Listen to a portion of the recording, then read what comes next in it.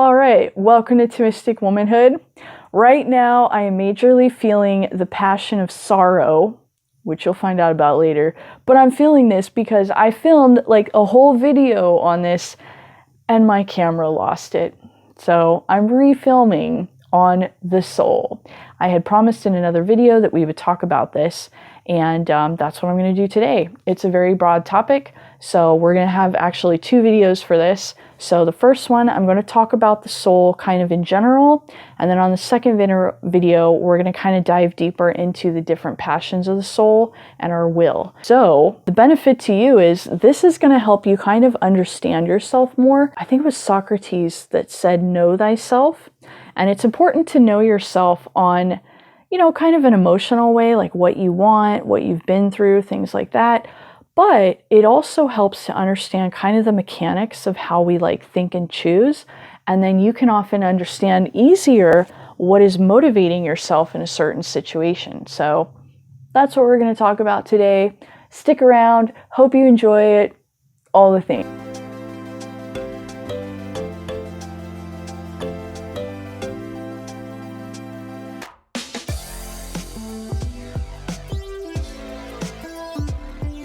All right, welcome to Thomistic Womanhood. Today's video is going to be the soul part 1, and we're going to talk about the soul kind of in general, and then in part 2 we're going to get into kind of like the passions, our feelings, and how that interplays with how we choose. So to begin, the soul, one thing I want to get kind of clear from the get-go is when I say soul, I don't necessarily mean it in a strictly religious way.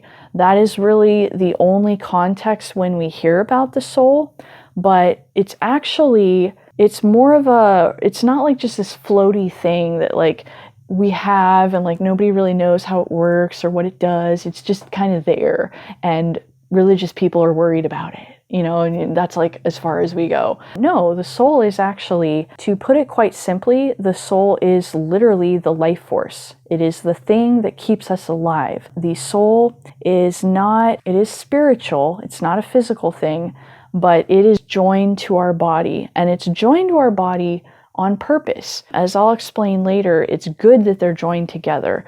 But the official philosophical definition, I think it was Aristotle who said that man is a rational animal.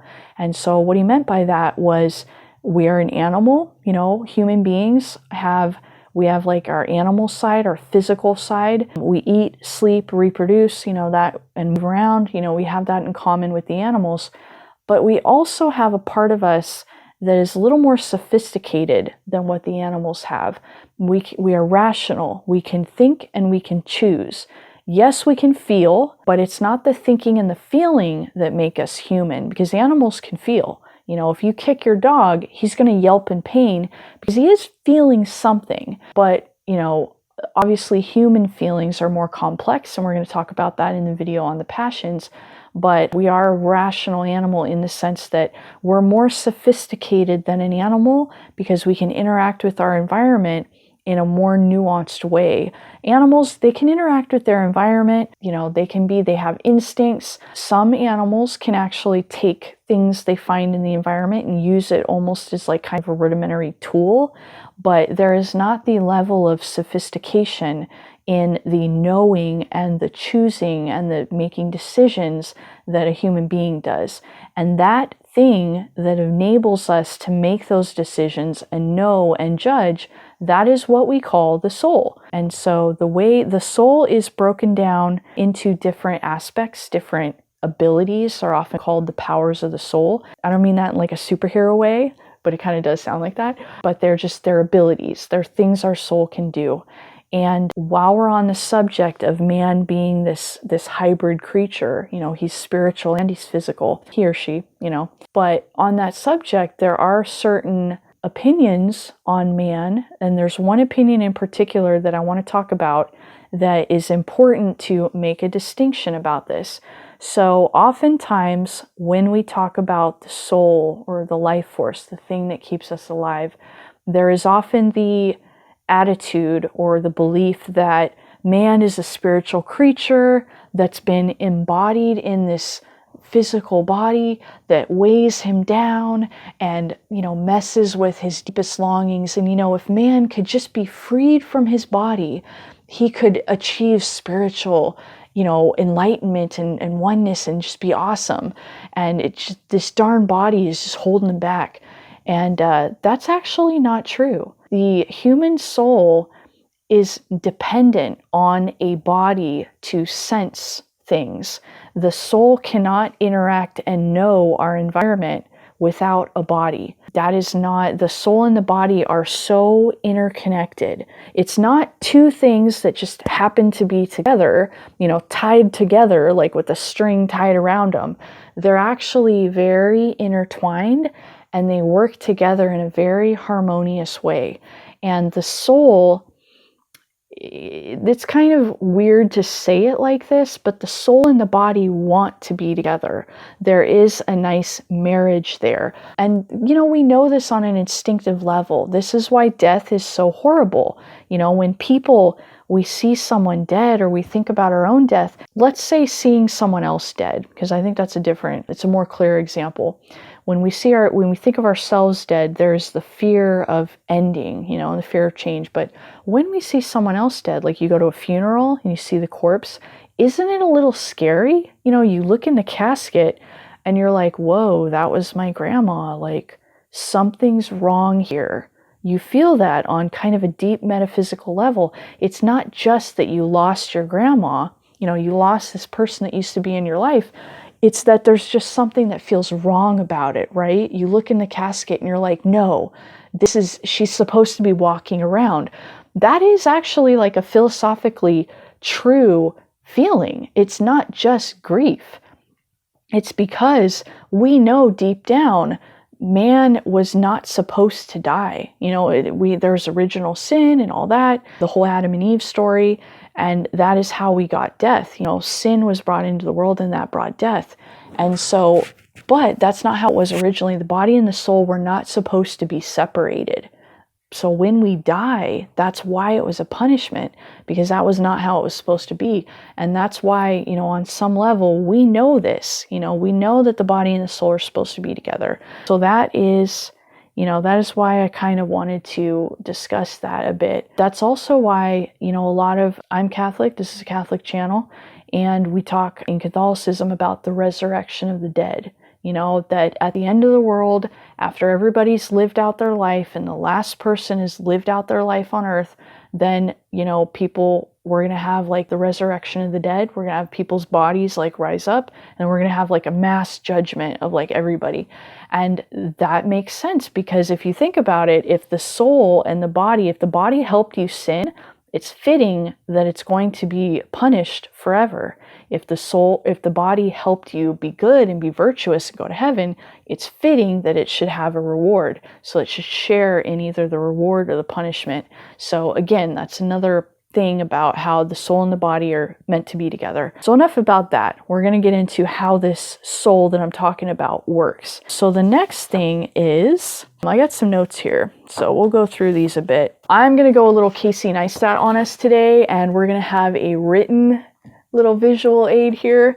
And this is basically kind of a diagram of how our soul is. And when we say soul, the tricky thing about this is our body and our soul are kind of on a spectrum. There's aspects of us that is clearly physical and aspects that are clearly spiritual. But then there's aspects of us that are, it's kind of a gray area. And this is kind of a diagram to show that. So here at the bottom, we're going to have, this is our very animalistic side. This is like pure physical. It's called the vegetative. This is like the nutrition, growth, reproduction. We want to eat, sleep, do other things. And that is what we have in common with the animals. And it's very animalistic and just kind of simple urges, not spiritual at all. But then up at the top here, this is where we're like purely spiritual.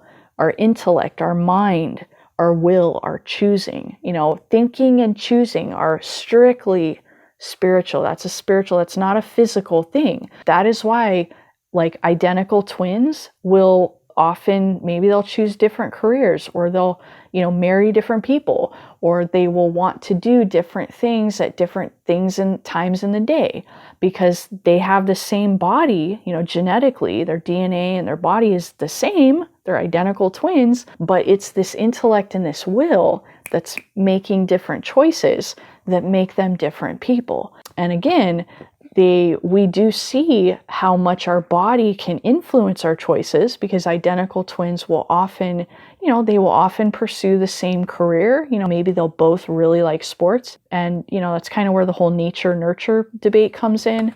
But again, basically this is purely spiritual, this is purely physical, and then this is where we get into kind of that blend. This is where literally the rubber's hitting the road. And this is where this is the blend between the body and the soul. And there's kind of a spectrum here. So yeah, so that's kind of how that works.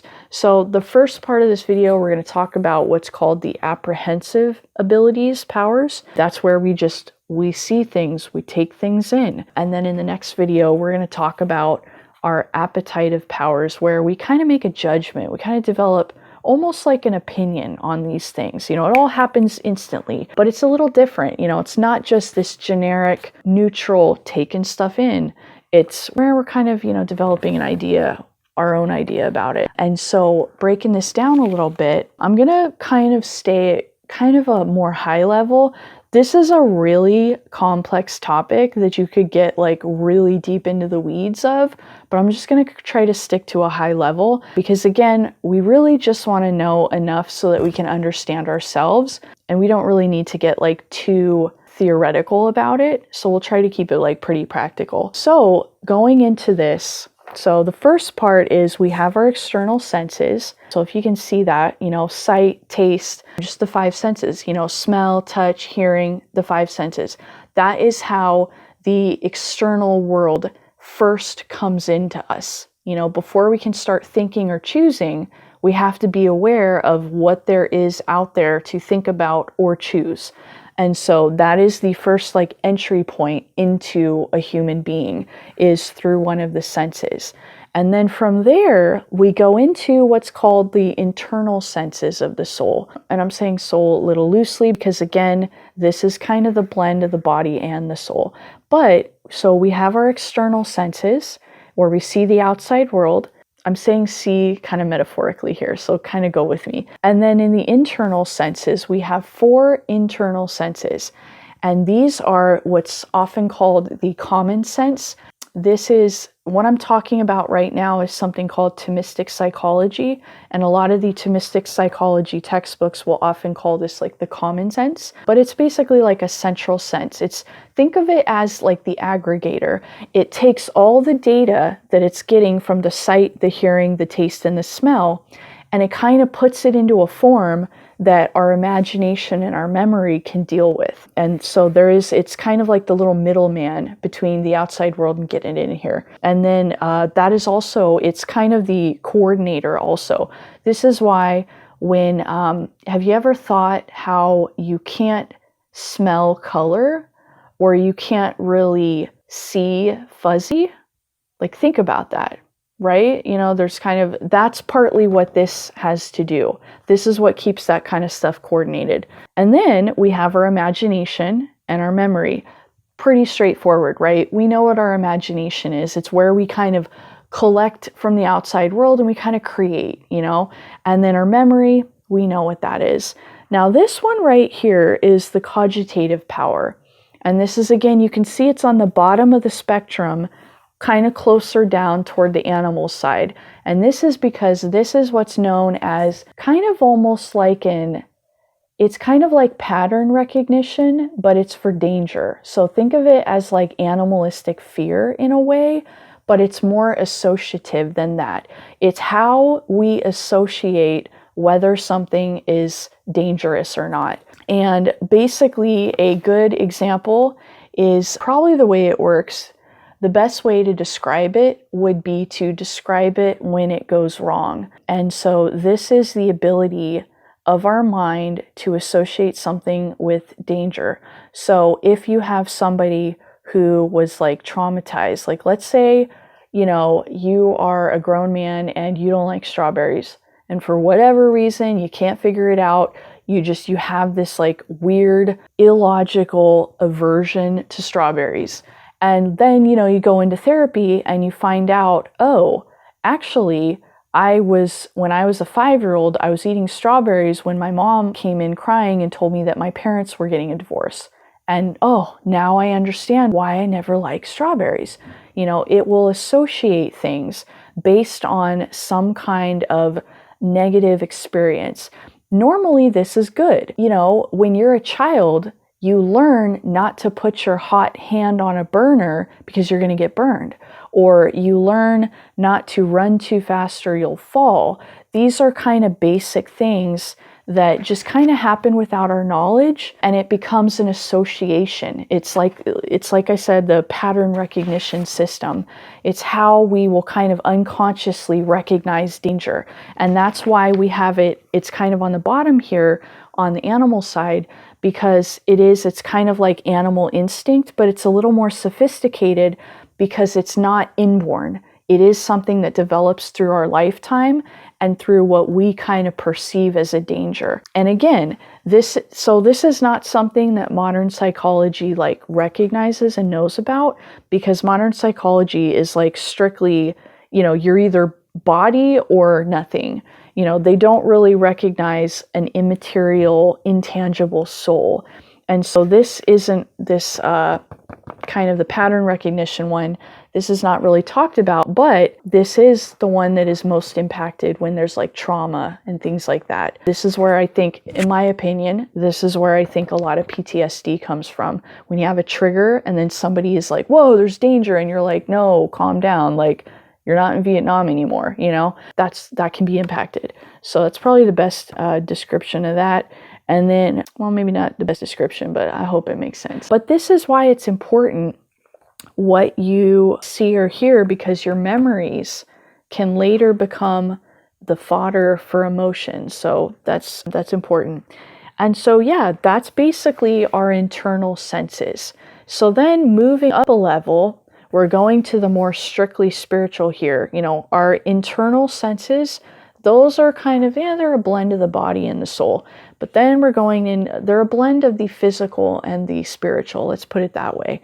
And so then we're coming up here. And again, when I say spiritual, I don't necessarily mean that with a religious connotation. I mean that in spirit. You know, your soul is a spirit. There is something spiritual about it. But anyways, moving up a level, we're going to the intellect. That is our mind. That is how we think. You know, we are stringing together these different experiences that we saw or we heard or we tasted. And, you know, maybe we threw in some stuff from the imagination. We constructed a few things. And then, we drew back on our memories, you know, we pulled something. And all those little raw materials, so to speak, get, you know, presented and kind of digested by the intellect. You know, the intellect kind of takes all that and makes a judgment based off of that. And that's, again, why the body and the soul are so necessary for each other. Because our intellect, our spiritual thing, we can't do any thinking unless we had a body with eyes to see things or ears to hear things. And then we had the common sense and our imagination, all that stuff. That is what allows us to think and decide things. And so that's kind of how that works. I hope that was helpful. That was the first part. Again, this can be kind of, I don't know, let me know what you think. Like, it's not, the funny thing is psychology doesn't really talk about this much, because modern psychology has a very, you know, if you go back to the beginnings of it, like Freud and Carl Jung and stuff, they were very, you know, they didn't want to be religious about it. So they didn't want to talk about the soul or anything spiritual. It was like modern psychology started deliberately physical. They were like, no, this can all be explained by a physical cause. There's this whole spiritual stuff. No, it was, you know, it was very materialistic. And so because of that, while psychology has a lot going for it, there are some blind spots that you're not going to understand unless you understand kind of how your soul and how you as a human being are put together. But yeah, anyways, if you have any questions, leave a comment. I hope this was helpful to you. And yeah, I look forward to seeing you for part 2.